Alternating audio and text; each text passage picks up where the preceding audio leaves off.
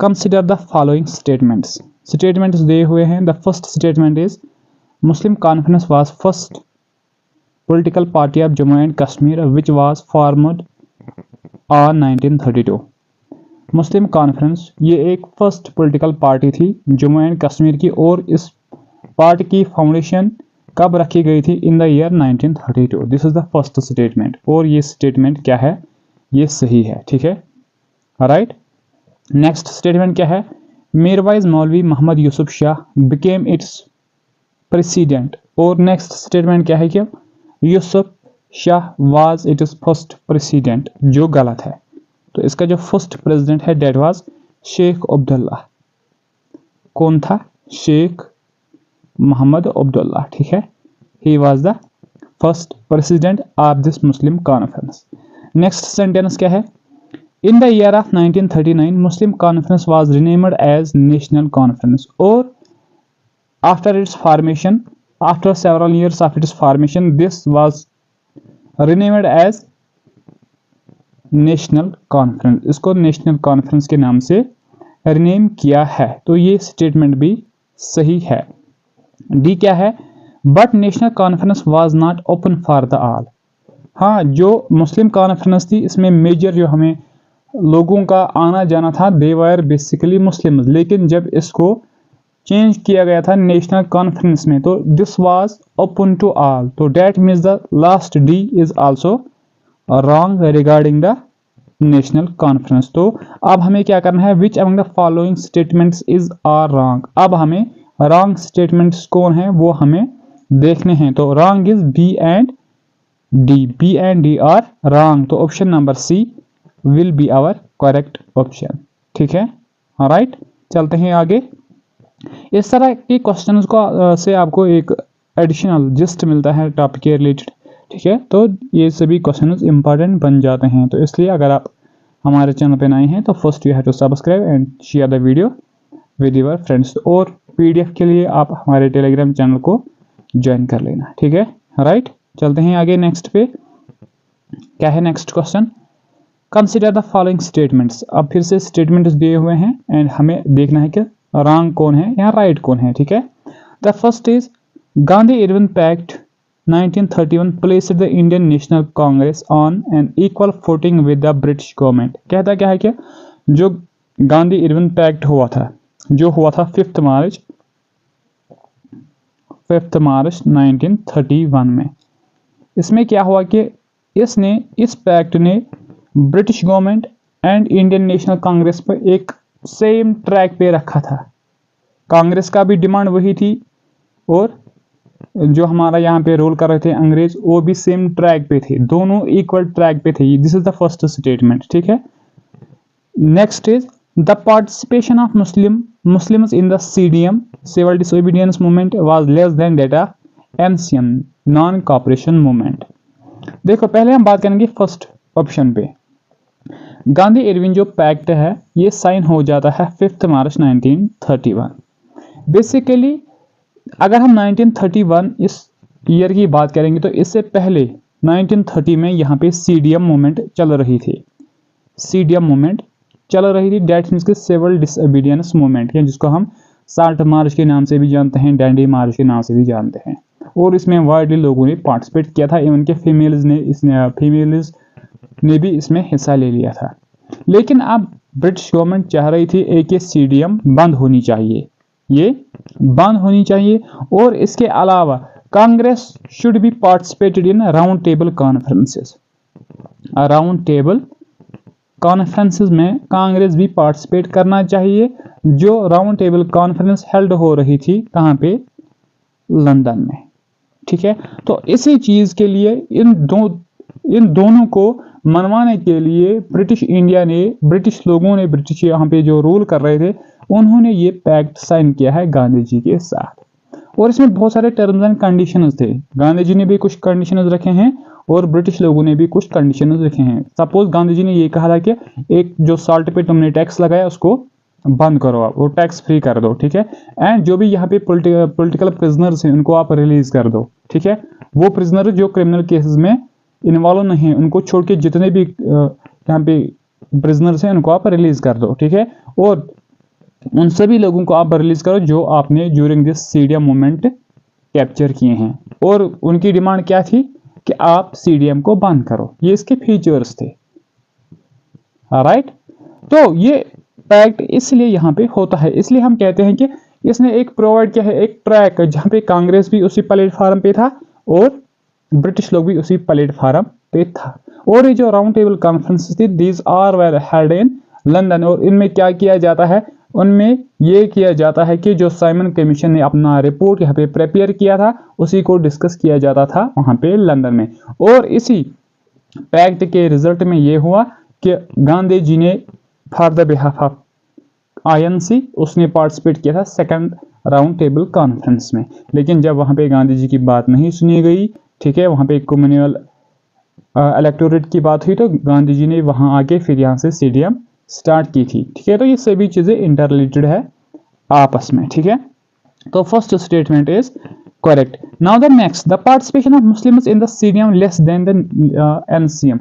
ये जो non cooperation movement थी, ये स्टार्ट हुई थी 1919 या 1920 में। इसके जो प्रेडिसेसर्स मूवमेंट्स थे, डेट वाज खिलाफत मूवमेंट, उसमें क्या किया था कि इंडिया के जितने भी हिंदूज थे, उनके गांधी जी ने उस मूवमेंट को सपोर्ट किया था, क्योंकि हाल ही में ब्रिटिश लोगों ने क्या खिलाफत के बारे में अदल बदल करना शुरू किया था। तो इसलिए इस नॉन कॉपरेशन मूवमेंट में क्या हुआ कि जो यहाँ के लोग थे उन्होंने वाइडली पार्टिसिपेट किया था as compare to CDM. Reason ये था कि सीडीएम के टाइम पे यहाँ पे मुस्लिम लीग भी क्या अपने पीक पे, उनके पीरियड, ये पीक पीरियड था, वो डिमांड कर रहे थे कि मुसलमान अलग है, कम्युनल इलेक्टोरेट से बात हो रही थी। दैट वाज द रीजन जिसकी वजह से सीडीएम में मुसलमानों ने बढ़ चढ़कर हिस्सा नहीं लिया था। इट डज नॉट मीन कि उन्होंने हिस्सा नहीं लिया, हिस्सा लिया है उन्होंने, लेकिन एज कंपेयर टू एनसीएम उन्होंने बहुत कम हिस्सा लिया था।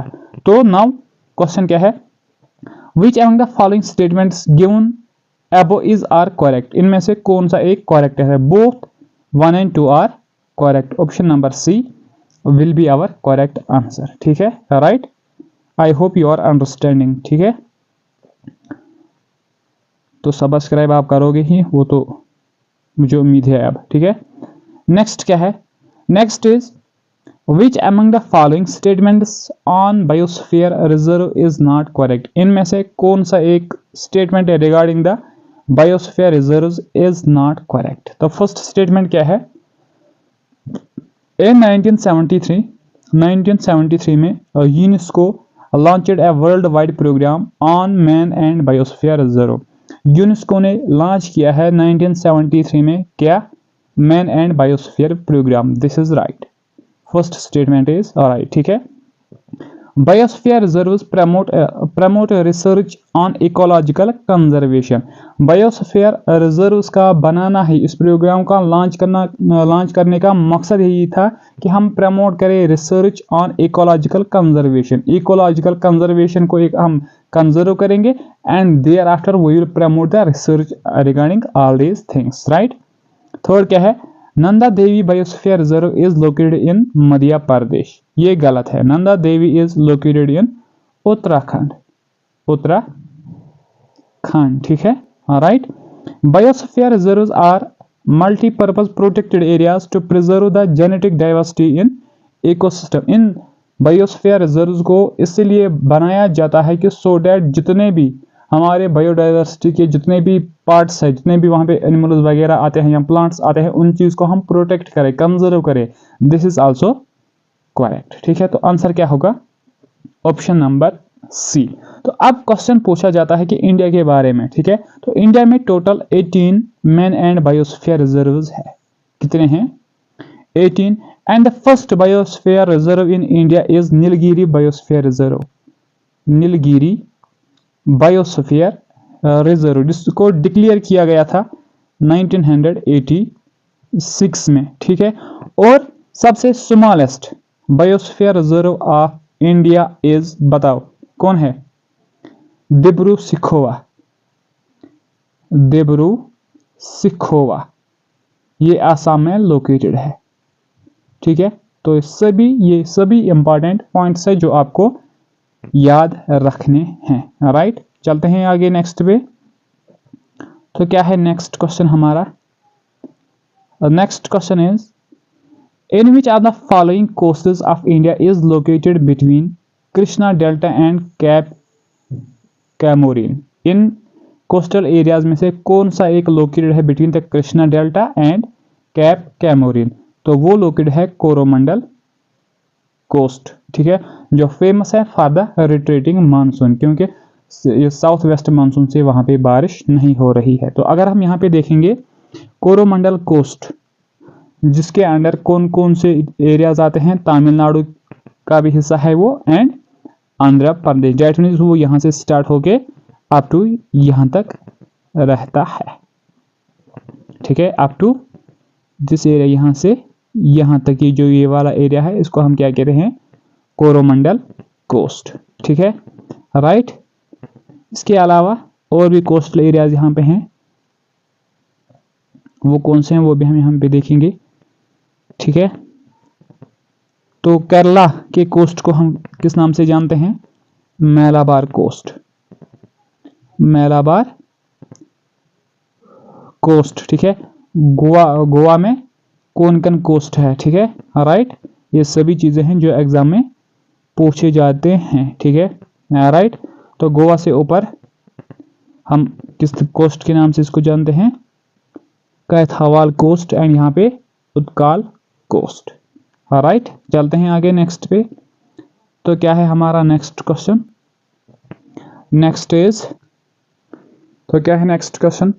Given below are two statements labelled as. फिर से दो स्टेटमेंट्स है हमारे पास, तो हमें देखना है कि कौन सा एक करेक्ट है, कौन सा एक रॉन्ग है। तो फर्स्ट क्या है? Assertion, the Congress boycotted the Simon commission. Congress ने बाइकॉट किया था साइमन कमीशन, जो यहाँ पे इंडिया में आया था 1928 में, ठीक है। और ये 7 मेंबर्स का कमीशन था, और वो जो 7 मेंबर्स थे वो थे वाइट पीपल्स या अंग्रेज लोग थे, इसलिए इसको हम कहते हैं क्या? वाइट कमीशन, वाइट कमीशन, ठीक है। वो यहाँ पे कॉन्स्टिट्यूशनल रिफॉर्म्स के लिए आए थे, ठीक है, राइट। और sir John Simon was it is head, sir John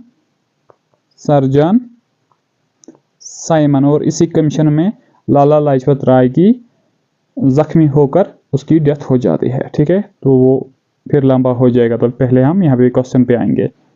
तो असर्शन क्या है? The Congress boycotted the Simon commission, of course उन्होंने बाइकॉट किया था। Reason is the Simon commission did not have a single Indian member. और इस Simon commission में कोई भी इंडिया का बंदा नहीं था। Both statements are correct. तो आंसर क्या होगा? Both A and both assertion and reason are true, दोनों ये सही है। And R is the correct explanation of A, and reason is the correct explanation of assertion. तो option number first will be our correct answer, ठीक है। चलते हैं आगे नेक्स्ट पे। तो क्या है नेक्स्ट क्वेश्चन हमारा? नेक्स्ट क्वेश्चन इज, बताओ क्या है? Match list 1 with list 2 and select the correct answer using the correct codes given below. यहाँ पे कुछ क्वेश्चंस हैं, ठीक है। तो अब हमें क्या करना है कि इनके कोड्स हमें सिलेक्ट करने हैं, ठीक है। तो यहाँ पे कोड्स तो मैंने दिए नहीं हैं, तो हम यहीं पे इस चीज़ को एडजस्ट कर लेंगे, ठीक है, राइट। तो क्या है क्वेश्चन? लिस्ट 1 में हमें दी गई है क्या? कुछ constituent assembly committees, and list 2 में उनके चेयरमैन। बेसिकली जब हमने कॉन्स्टिट्यूशन बनाना स्टार्ट किया है तो उसमें डिफरेंट कमिटीज बनाई गई थी for the purpose of smooth work और जल्दी होने के लिए, ठीक है। तो अब हमें देखने डिफरेंट कमिटीज के डिफरेंट क्या चेयरमैन कौन थे, ठीक है। तो यहाँ पे कोड्स दिखे नहीं हैं, तो आप इस चीज़ को अपने नोट बुक में नोट डाउन कर लेना। First is steering committee. क्या है फर्स्ट? स्टीयरिंग कमेटी, इसका जो चेयरमैन था डेट वाज कौन था? डॉक्टर राजेंद्र प्रसाद। गो 2 का होगा ए, ठीक है। Then next is fundamental rights sub committee, ये एक और कमेटी थी, ठीक है। जिसका चेयरपर्सन था कौन, बताओ, जेबी Kripalani.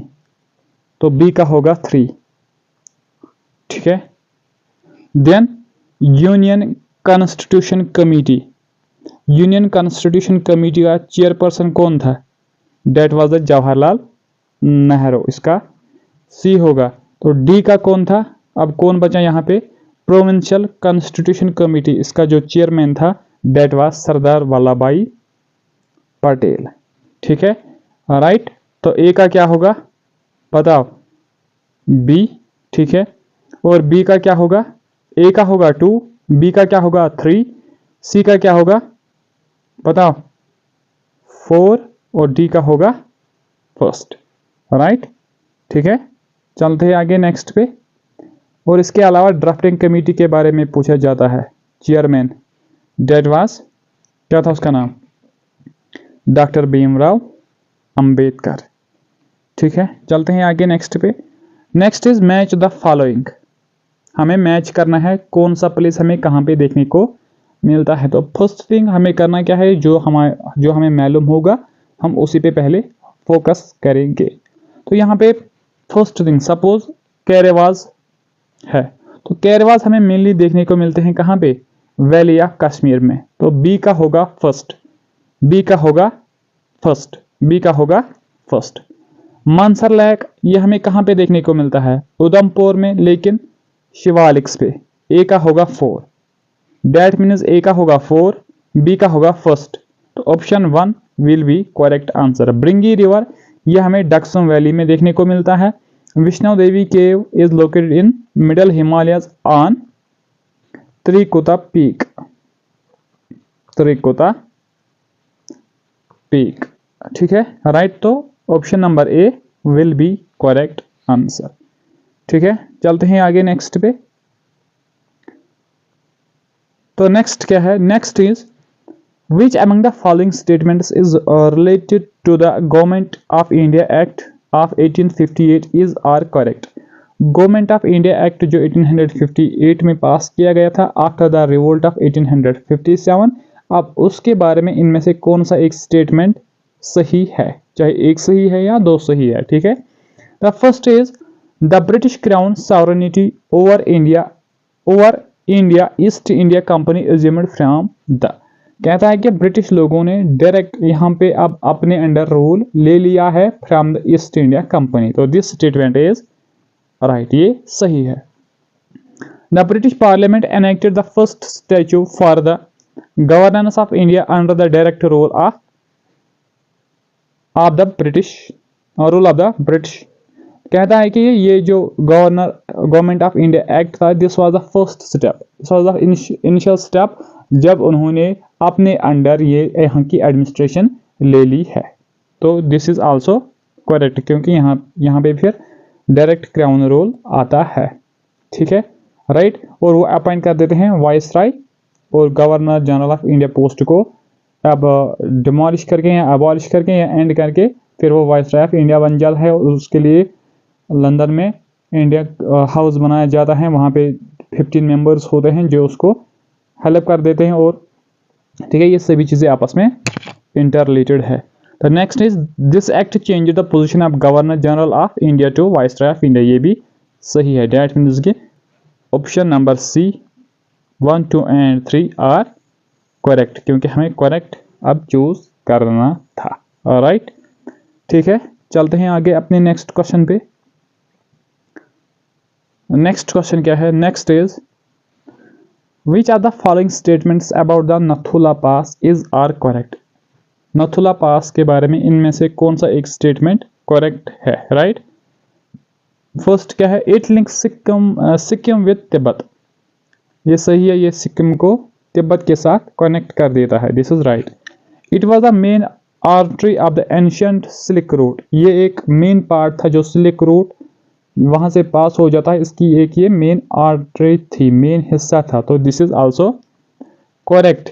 It was reopened in the year 2006, basically जब इंडो चाइना वार हुआ था उस टाइम में उसको क्लोज किया गया था, and there after in the year 2006 में इसको रीओपन किया गया था। तो all the statements are correct. तो ऑप्शन आंसर क्या होगा?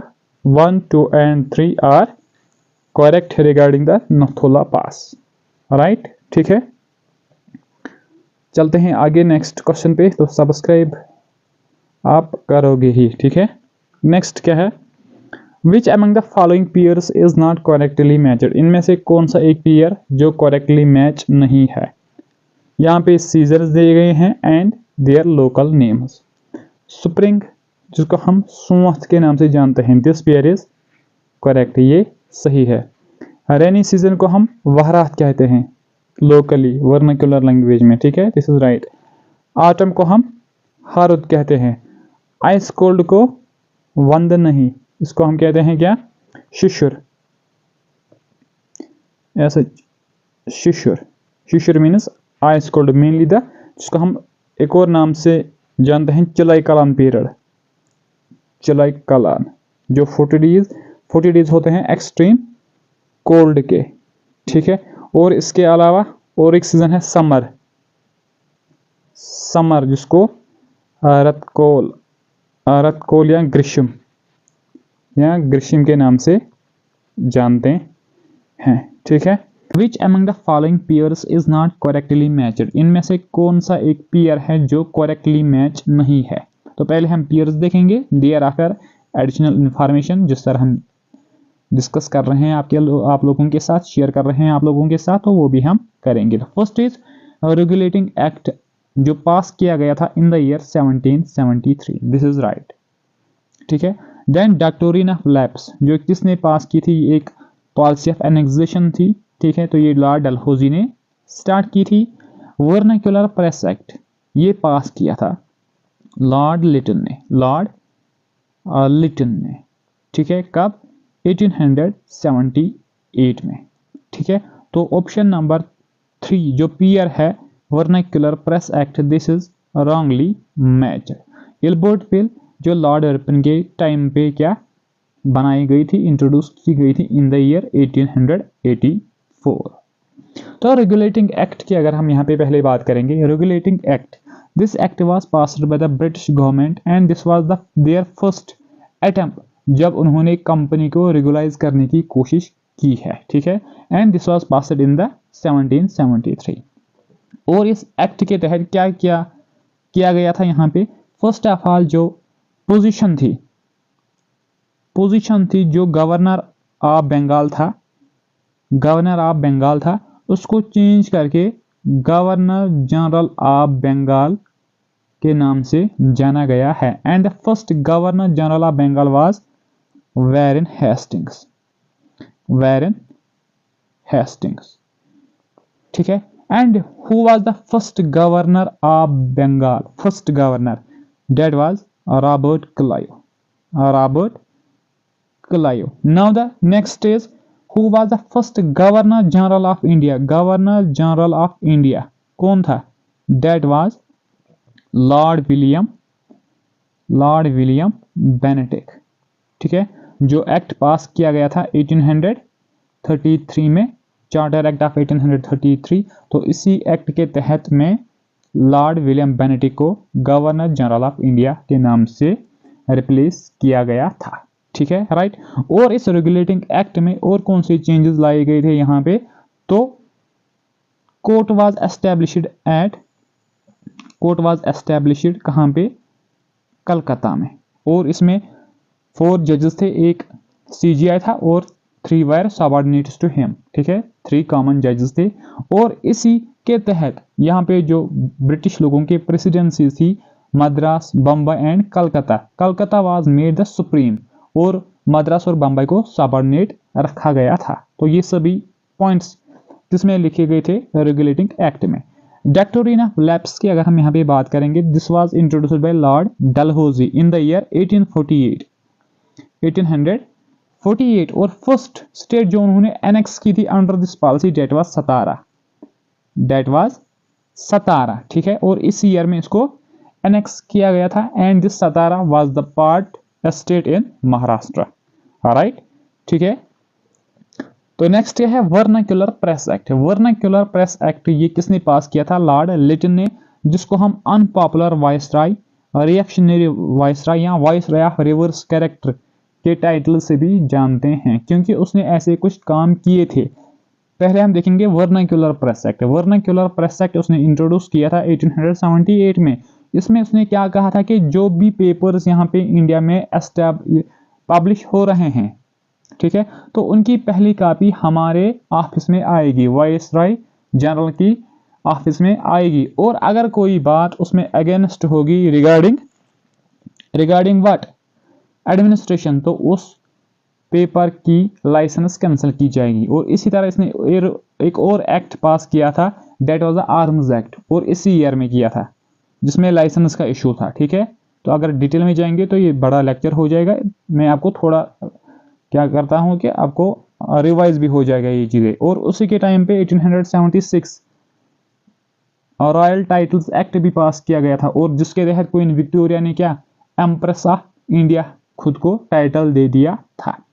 इल्बर्ट बिल ये लॉर्ड रिपन ने इंट्रोड्यूस की थी 1884 में, और बेसिकली इस बिल को प्रिपेयर किया था किसने, इल्बर्ट ने, जो एक लॉ मेंबर था इस लॉर्ड रिपन के एडमिनिस्ट्रेशन में, राइट। और ये बिल थी क्या कि इस बिल में लिखा गया था कि अगर इंडिया का कोई बंदा जज है और उसकी ज्यूरिसडिक्शन अब यहाँ के सभी लोगों पे है, दैट मीन्स कि अगर ब्रिटिश का भी कोई लोग है तो वो इसी के ज्यूरिसडिक्शन में आता है। लेकिन इसके अगेंस्ट ब्रिटिश लोगों, चाहे वो ऑफिशियल थे नॉन ऑफिशियल थे, उन्होंने क्या किया कि एजिटेशन उठाई कि हम ये बर्दाश्त नहीं कर सकते हैं कि जिन पे हम रूल कर रहे हैं वो अब हमारे लिए कोई सजा सुना सकते हैं। ठीक है, this was the Ilbert bill, and when they protested तो this bill was reformed very soon, right. ठीक है, चलते हैं आगे नेक्स्ट पे। तो वंस अगेन पीडीएफ के लिए आप हमारी टेलीग्राम चैनल ज्वाइन कर लेना, ठीक है, जिसकी लिंक मैं डिस्क्रिप्शन में रख देता हूं। ठीक है, तो नेक्स्ट क्या है, the temple at Lepakshi in Andhra Pradesh. Temples के बारे में JKSSB ने भर के क्वेश्चंस पूछे हैं, ठीक है, तो इसलिए इनको भी देख लेना, एक प्लस पॉइंट होगा हमारा। ठीक है, एक टेम्पल है जो हमें देखने को मिलता है कहाँ पे, लेपाक्षी में, जो एक प्लेस है कहाँ पे, आंध्र प्रदेश में, फेमस फॉर इट इज। और ये जो टेम्पल है this is famous for hanging pillars. वहां पे हमें हैंगिंग पिलर्स देखने को मिलते हैं। ठीक है, हैंगिंग पिलर्स वहां पे हमें देखने को मिलते हैं। ठीक है, और इसके अलावा क्या कहता है कि and constructed in Vijayanagara style, और इस टेम्पल को विजयनगरा स्टाइल में कंस्ट्रक्ट किया गया है। और अब हमें बताना है कि इस टेम्पल का नाम क्या है। Is it Veerabhadra temple, Mahalakshmi temple, Mahakal temple और मुरुगन टेम्पल। तो इसका जो आंसर है that is the Veerabhadra temple will be the correct answer. ठीक है, राइट, जो हमें कहां पे देखने को मिलता है, आंध्र प्रदेश में, राइट। ठीक है, चलते हैं आगे। तो नेक्स्ट क्या है, pick the odd one among the following statements. अब हमें इनमें से ऑड वन पिक करना है, दैट मीन्स कि हमें वो एक पिक करना है जो रेस्ट ऑफ द क्वेश्चन से लेना देना नहीं होगा इसका। ठीक है, तो first is largest planet of the solar system. किसी चीज के बारे में बात की गई है, किसी प्लेनेट के बारे में बात की गई है जो है लार्जेस्ट प्लेनेट सोलर सिस्टम का, तो दैट इज द जुपिटर। या तो जुपिटर के बारे में बात की गई हो या तो सोलर सिस्टम के बारे में बात की गई होगी, राइट। तो वो हम क्वेश्चन में देख लेंगे।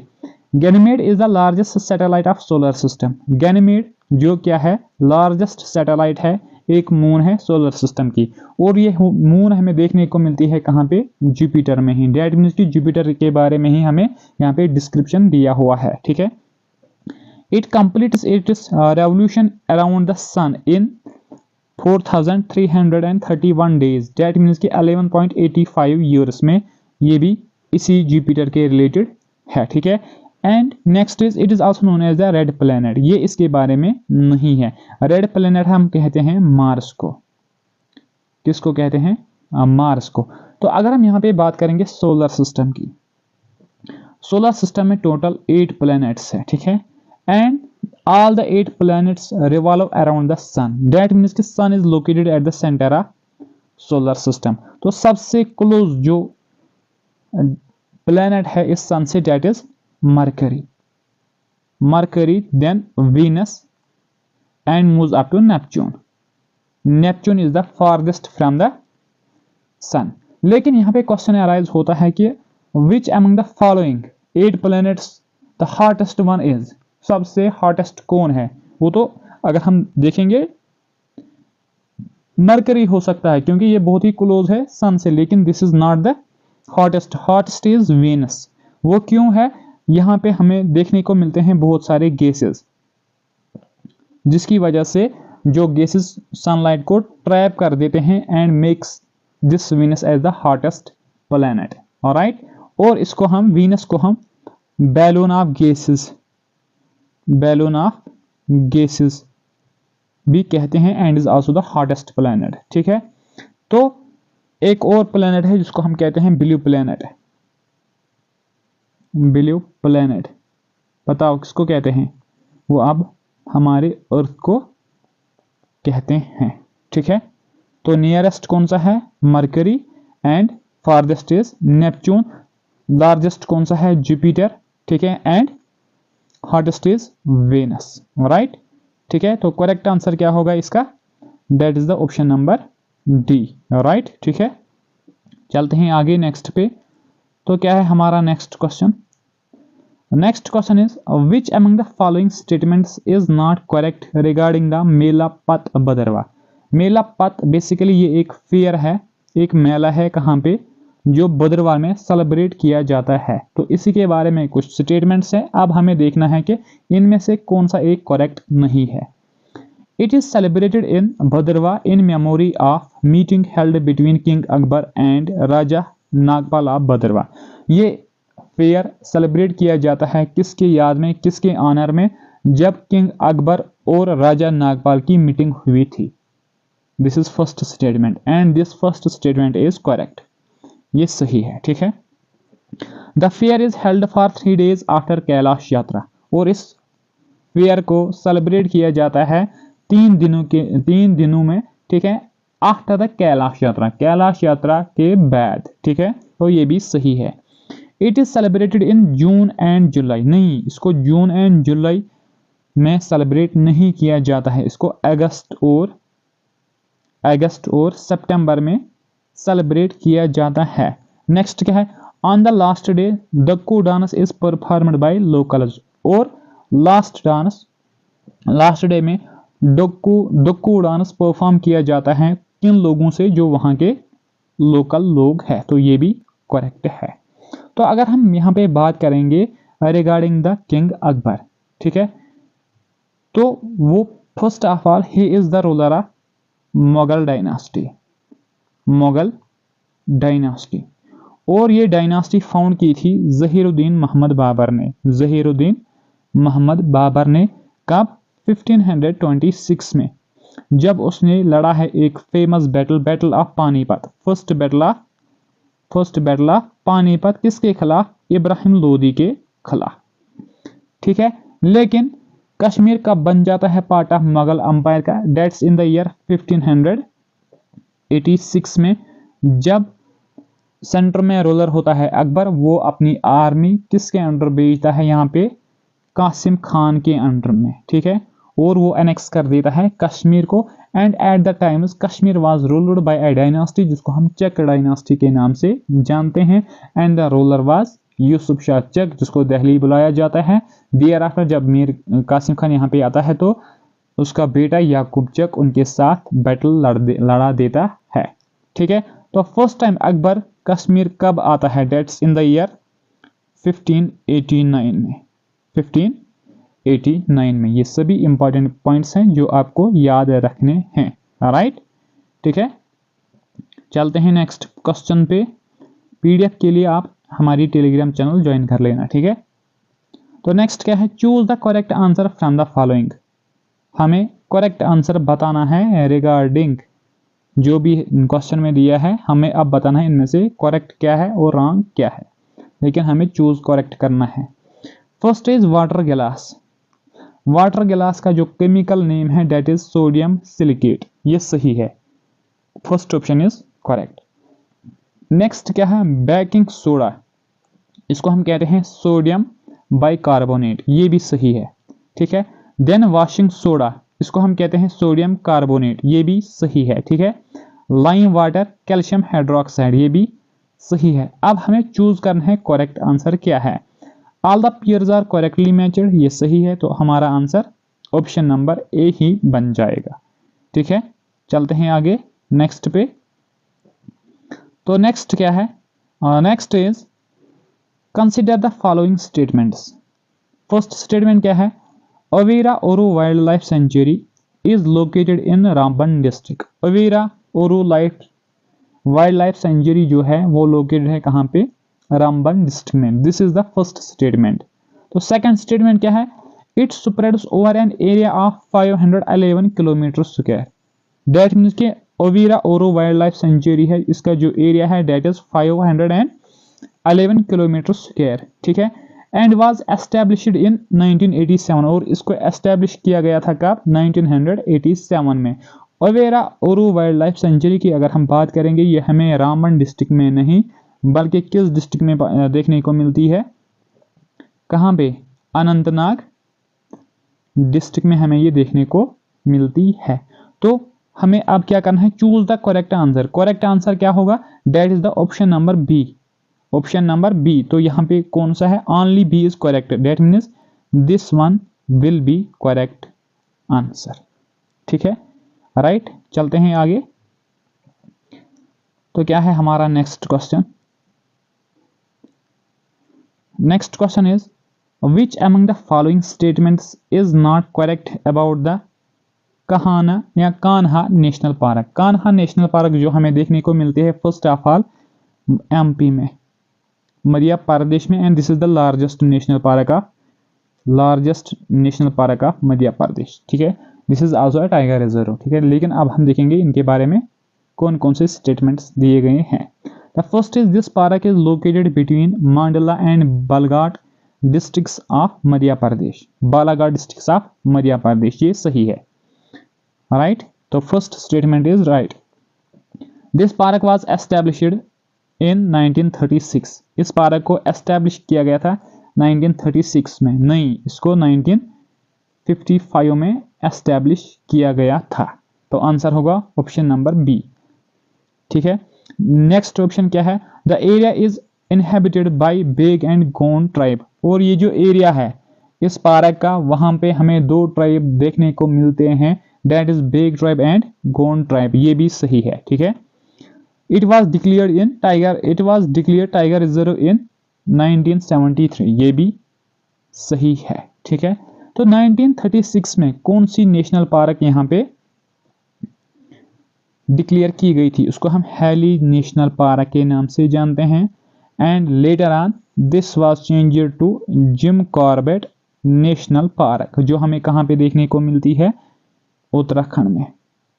And this is the oldest park, ये ओल्डेस्ट पार्क है इंडिया की। और and this is the park, जिस gym Corbett national park is the park जहां से प्रोजेक्ट टाइगर लॉन्च किया गया था। प्रोजेक्ट टाइगर लॉन्च किया गया था इन द ईयर 1973 में। ठीक है, ऑलराइट, चलते हैं आगे नेक्स्ट पे। तो आंसर क्या होगा, option number B will be the answer, जो करेक्ट नहीं है रिगार्डिंग कान्हा नेशनल पार्क। ठीक है, चलते हैं आगे नेक्स्ट पे। तो क्या है हमारा नेक्स्ट क्वेश्चन, बताओ। तो नेक्स्ट क्या है, विच अमंग द फॉलोइंग, क्या है next, which among the following is not correctly matched. इनमें से कौन सा एक पेयर करेक्टली मैच नहीं है। Jawaharlal Nehru memorial botanical garden, जो हमें देखने को मिलता है कहाँ पे, श्रीनगर में, जिसको हम ट्यूलिप गार्डन के नाम से भी जानते हैं। और इसके कंट्रास्ट में कौन पॉइंट दिया है, सिराज बाग, that means is the old name of tulip garden, ये लिंक कर दिया था इसके साथ। दैट मीन्स कि option number, pair number first is right. ठीक है,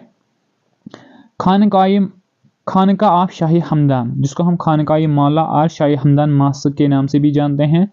एंड सुल्तान सिकंदर ने इसको बनाया है कब, 1395 में। This is also correct. लिद्दा river, जिसका पॉइंट ऑफ ऑरिजिन है कौन सा ग्लेशियर, कोलहाई ग्लेशियर, कोलहाई ग्लेशियर कहाँ पे? पहलगाम में, ठीक है। तो दिस इज रॉन्गली मैचर्ड, तो आंसर होगा 3। राजपरियन वाइल्ड लाइफ सेंचुरी जो हमें देखने को मिलती है, जिसको हम कहते हैं क्या? डक्सोम वाइल्ड लाइफ सेंचुरी के नाम से भी। तो आप कमेंट सेक्शन में बताओगे कि बुखारचू ग्लेशियर कहाँ पे लोकेटेड है और कौन सा रिवर वहां से ऑरिजिनेट हो जाता है, राइट, ठीक है। चलते हैं आगे नेक्स्ट क्वेश्चन पे। तो क्या है हमारा next question? Next question is which among the following were not brought from the constitution of America? इनमें से कौन सा एक चीज हमने कॉन्स्टिट्यूशन ऑफ अमेरिका से बारो नहीं किया है? आप सबको पता होगी कि जब कॉन्स्टिट्यूशन पे काम किया जाता था, उसको बनाया जाता था, ठीक है, हमने डिफरेंट चीज़ें different constitution of the world से बारो किए हैं, सो डैट कि हमें इजी हो जाए। यहाँ पे एक नई कंट्री बनने वाली थी, तो उस चीज़ को नज़र में रख के हमने डिफरेंट चीज़ें डिफरेंट कॉन्स्टिट्यूशन से लाए हैं। अब हमें बताना है कि इनमें से कौन सा एक चीज़ हमने अमेरिका से नहीं लाया था। The first is method of presidential elections. Presidential election का मेथड क्या है, उसमें कौन लोग वोट करेंगे, क्या ये हमने कहाँ से लाया? क्या ये हमने अमेरिका से लाया है या किसी और से? तो नेक्स्ट क्या है? Functions of the president and vice president. President का काम क्या है, वाइस प्रेसिडेंट का काम क्या है, क्या ये हमने कहाँ से लाया है, ठीक है। इंडिपेंडेंस ऑफ जुडिशरी, ये कंसेप्ट हमने कहाँ से लाया है, एंड फंडामेंटल राइट्स ये हमने कहाँ से लाए हैं। तो मेथड ऑफ प्रेसिडेंशियल इलेक्शंस हमने लाया है आयरलैंड के कॉन्स्टिट्यूशन से, आयरलैंड के कॉन्स्टिट्यूशन है से। डैट मीन्स कि ये ऑप्शन हमने अमेरिका से नहीं लाया है। रेस्ट जितने भी कंसेप्ट्स हैं वो हमने यूएसए के कॉन्स्टिट्यूशन से बारो किए हैं, राइट, ठीक है। चलते हैं आगे नेक्स्ट पे। क्या है हमारा next question? Next is which among the following statements is not correct regarding the tenure of Lord Warren Hastings? इनमें से कौन सा एक स्टेटमेंट करेक्ट नहीं है regarding the Lord Warren Hastings के टेन्योर, जो उसका टाइम पीरियड था, उसके बारे में इनमें से कौन सा एक स्टेटमेंट रॉन्ग है? तो लॉर्ड वैरन हेस्टिंग्स की हमने बात की है, this was the first governor general of Bengal, ठीक है। अब हमें बताना है कि इसके टाइम पे कौन से इनमें नहीं हुआ, ठीक है, वो हमें अब बताना है। First is Asiatic society of Bengal, जो एस्टेब्लिश की गई थी 1784 में, ठीक है, ये सही है, ये इसके टाइम पे ही हुआ है, ठीक है।